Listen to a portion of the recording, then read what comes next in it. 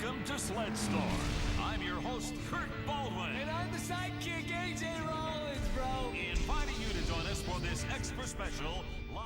Sled Storm is a snowmobile racing game that was developed by EA Canada, published by EA Sports Big, and was released on the PS2 in March of 2002. Reviews for this title back in 2002 were somewhat mixed, as the game scored everything from 5 to 8.5 out of 10. Sled Storm is a bit of a weird release, as it is technically a sequel to another game also named Sled Storm that was released on the PS1 3 years prior.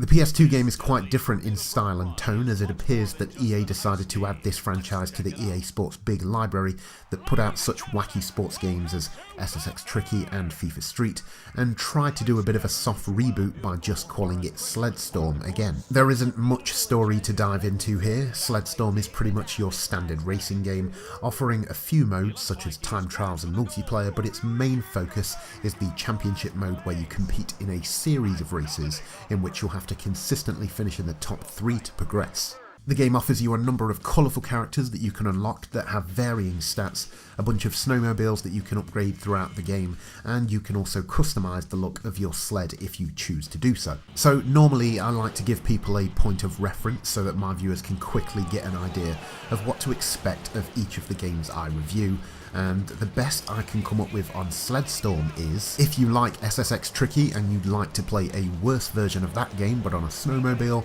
then Sled Storm is for you.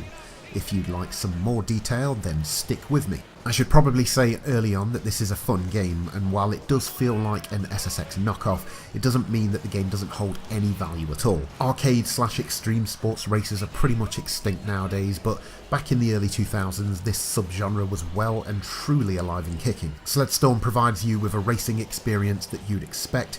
It doesn't focus on realism, and it's all about over-the-top fast fun, and for the most part it does its job fairly well.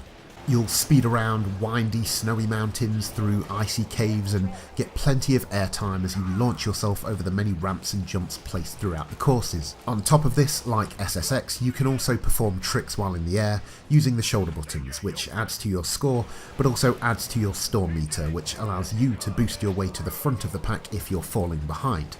I wish I could say that this is an easy-going racer, but the trouble that it runs into for me is how it controls at times. The number one thing that any developer has to get right when making a racer is creating a game that, even if it is challenging, the player must feel like they are in complete control of their vehicle, and that any mistakes they make are their own and they are not a victim of poor game design. Racing games live and die on how they feel, and this is where Sled Storm is inconsistent. Most of the time you feel like you've got a good handle on your sled, sometimes you're incredibly agile and able to manoeuvre through the tracks with ease, and at other times, no matter how careful and measured you try to be, you feel like you're slipping and sliding all over the place, bouncing off of walls and other racers, crossing your fingers that you don't wipe out in the process. It is hard to review a game that takes place entirely on snow and ice, as you're unsure if the floatiness of the racing is by design or just needed another few months of tweaking. Sadly, I think it is the latter, as the obvious rubber banding during races makes it seem like it was added in at the last minute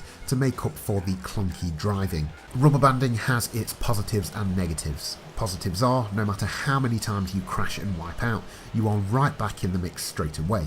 The negatives are, no matter how well you perform for 2.5 laps, you'll never create enough space between you and your opponents, and making a mistake just before the finish line means you'll watch all of the other racers fly past you at the last second. In addition to wrestling with the controls, another little niggle for me was the camera, which tends to shake from side to side and doesn't catch up quick enough when you make a sharp turn, leaving you slightly disoriented. I come away from my experience with Sled Storm feeling a bit sorry for whoever was in charge of the game's style and design. While the characters are pretty much what you'd expect from this sort of game, there is some really innovative courses. I especially enjoyed the design of the haunted funhouse style track. It's a ridiculous setting that could never exist in the real world, but the tracks are undoubtedly the best part of this game. There are some areas that do stand out as a bit rough, Most of these snow and lighting effects look pretty basic, and there is an effect used to emphasise speed when you're using boost, which actually makes it harder to see where you're going. I'm sure with more development time this game could have looked much better, but for a PS2 title in early 2002, I wouldn't say it looks ugly, but looks more unfinished in places. The soundtrack offers nothing of real note other than some light drum and bass to add to the frantic action on screen, but it's just background noise that you'll tune out fairly quickly. Characters will throw out a few one-liners here and there when pulling off big tricks, but the real standout is one of the commentators who will now be added to my list of worst video game characters.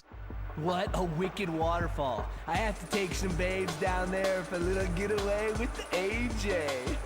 Hey, I wonder what Tracy's doing tonight. This review probably sounds like I didn't enjoy Sled Storm at all.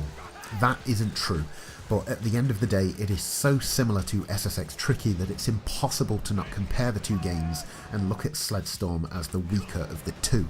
Ultimately, it feels like a game that was rushed out the door, and although it has some good ideas and some great creative minds behind it, it's a racing game that may frustrate you just a few too many times for me to recommend it as something that deserves to be part of your collection.